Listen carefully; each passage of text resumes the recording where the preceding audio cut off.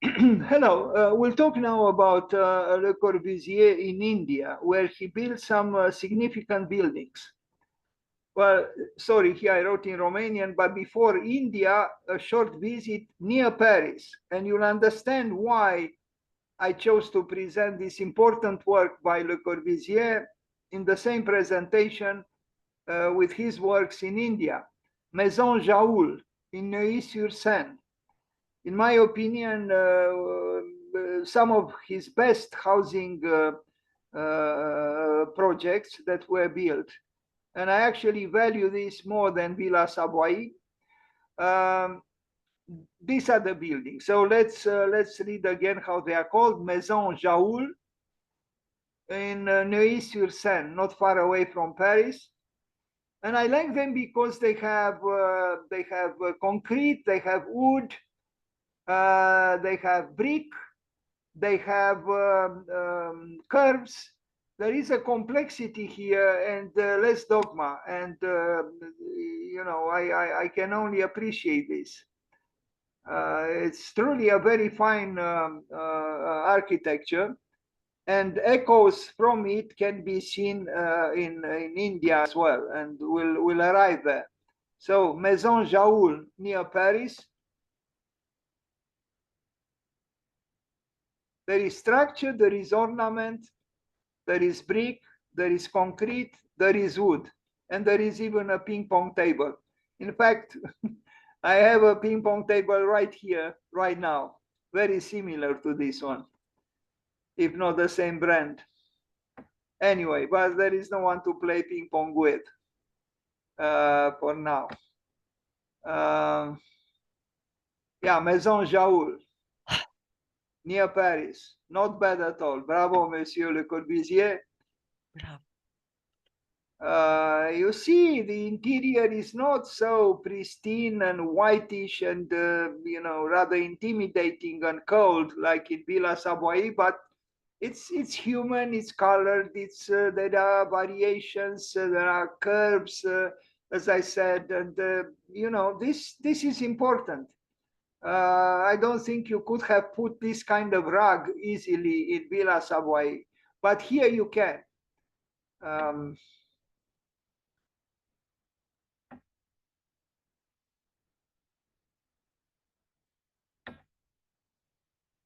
Primary colors, not bad. Le Corbusier, La Maison Jaoul.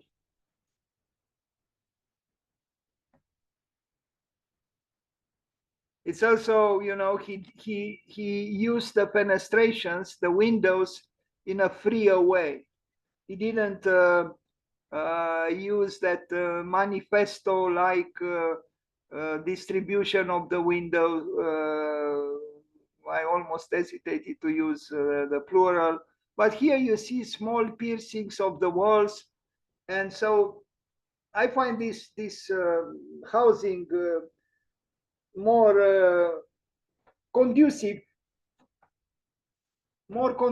to life and to living.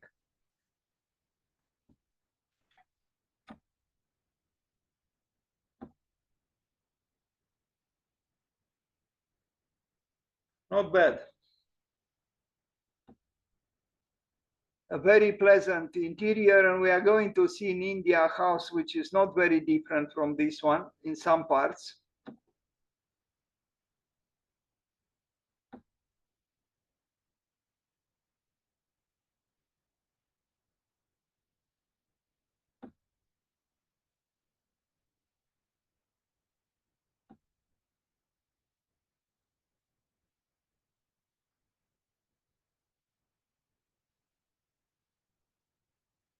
There are two houses.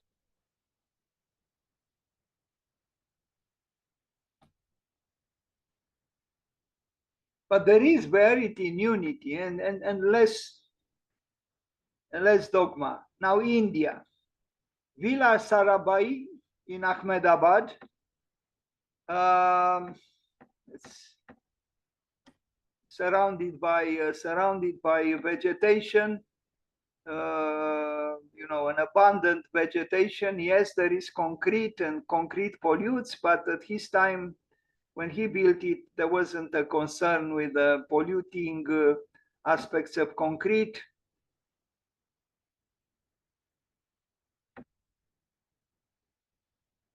So again, how maybe I should have placed the drawings at the end. Villa Sarabhai, Ahmedabad. He has several buildings in Ahmedabad, important buildings. Later we'll see Chandigarh. But in Chandigarh, he didn't begin the project himself. It was begun by a Polish-American architect who died unfortunately in a plane accident in Egypt, and Le Corbusier took over. And his cousin Pierre Jeanret. But in Ahmedabad, he built courageously and without being intimidated by the local culture. There is an artwork by Picasso. I mean, these were, well-to-do clients and cultured clients who didn't need to plaster the brick wall. The brick wall is beautiful like this, unplastered, showing its truth.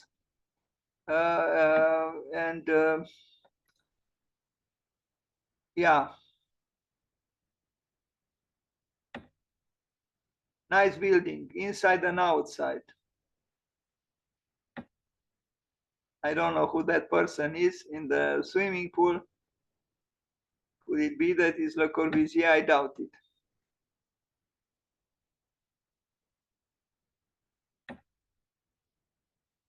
(1951). So 14 years before he died. He was 64 years old when he built it. Villa Sarabhai in Ahmedabad. Now this is not Le Corbusier between the two people left and right, but it's a famous North American sculptor, actually an engineer who became a sculptor, a very noted, very important sculptor, Alexander Calder. I don't know why he was there. Maybe this was a family of lovers of art, and they surely appreciated Alexander Calder. There is an album called Calder, Calder, written by Dan Coma, and you can find it in second-hand bookstores in Bucharest and elsewhere. It's worthy of being bought. Villa Shodan, also in Ahmedabad. What can we say? It's an unusual architecture done by an unusual architect who followed his knowledge and his truth, his own truth and his own aesthetics, and without any kind of mimicking anything outside of his own belief system.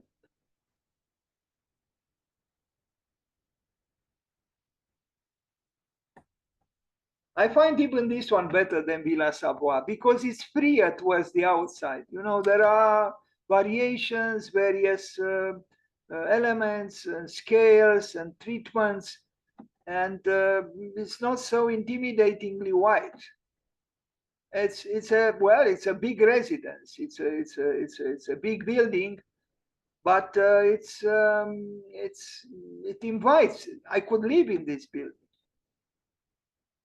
with more ease than in Villa Savoie.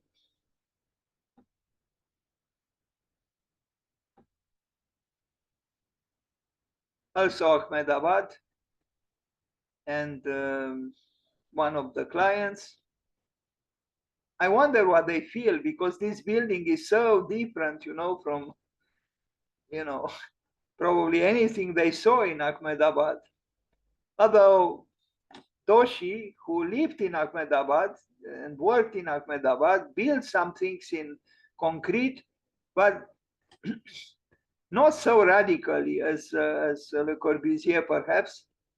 I like the darkened concrete. The so-called dirty concrete is fine. It ages rather well, concrete, I would say. If you like patinas, and the patina of the passage of time is not an ignoble one.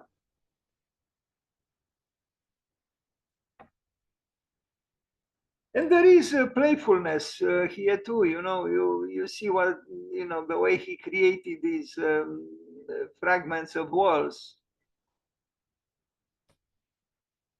improvisation even, perhaps.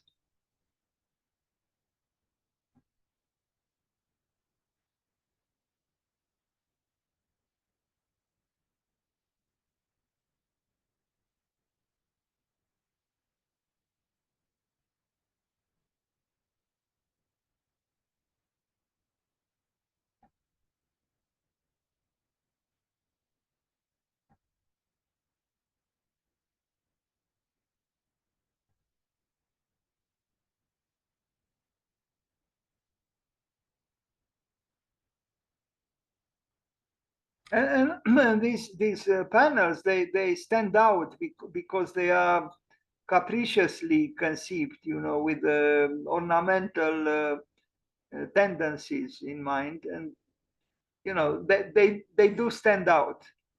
They stand out because Le Corbusier was not afraid of betraying the system if there was a system, and I think betraying a system is dangerous, but is advisable if you want to avoid the rigidities of any system.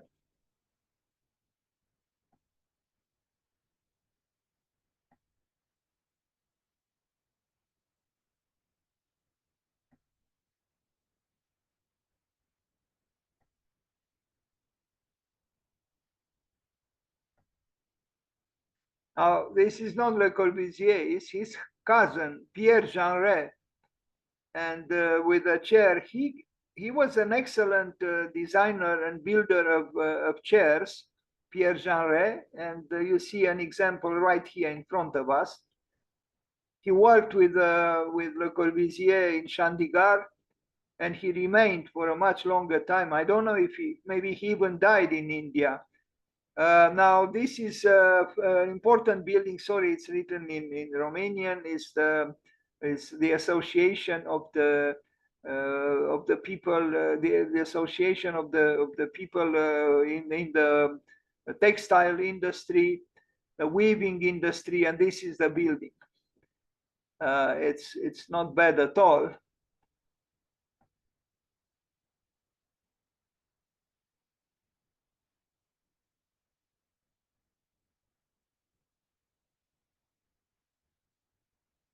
Ahmedabad has a great industry in the field of textiles.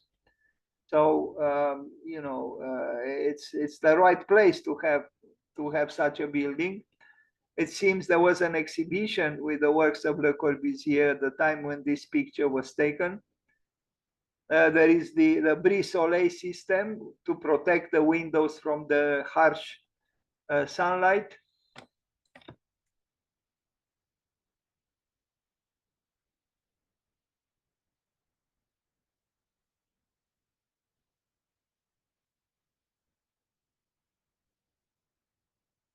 Well, 2 years ago, we had the chance to have an architect from Ahmedabad tell us about this building and others, because, as I said, he lived and worked in, and he still enters sometimes here on Zoom, but not today. Anyway,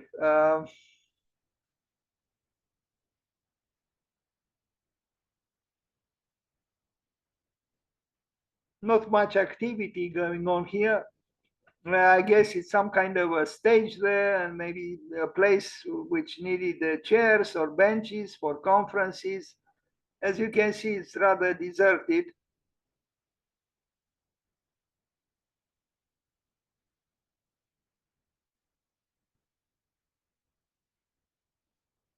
Another stair without a parapet. So, you know, it might be a problem if you are not careful. And here it is, the master himself, as you see how he walks very carefully on the side of the parapet. And there, a parapet might not have been needed because it's close to the wall. So he placed the parapet near the wall, but not on the side which was really open, as you can see.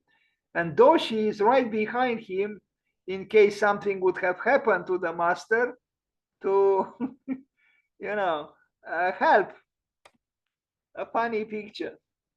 And, monkeys inside the building enjoying the work of Le Corbusier, unafraid to fall. And then, in a way, it's strange, that things are left, kind of casually like this, a masterpiece by Le Corbusier is left rather unkept.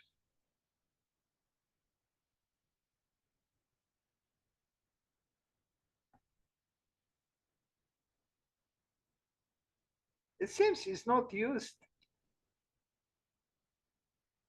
It's an institutional building, it's, who knows, maybe, yeah, it's not functioning now. Well, these pictures were taken a while ago, so I don't know how it is today.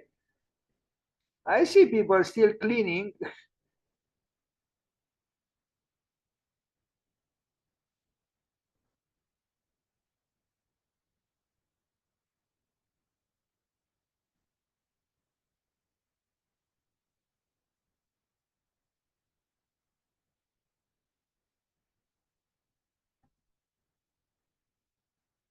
So here we see several pictures according to the plan.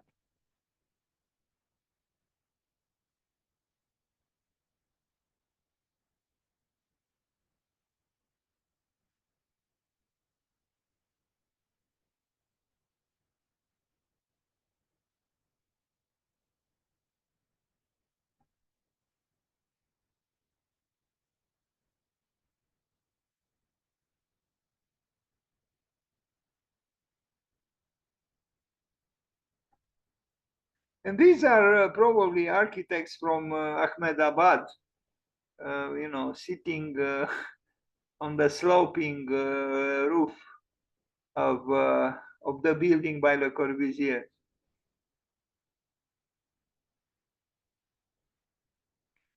And this picture moves me, because you see the modern architecture in the background of this building, and then in the foreground, ancestral, uh,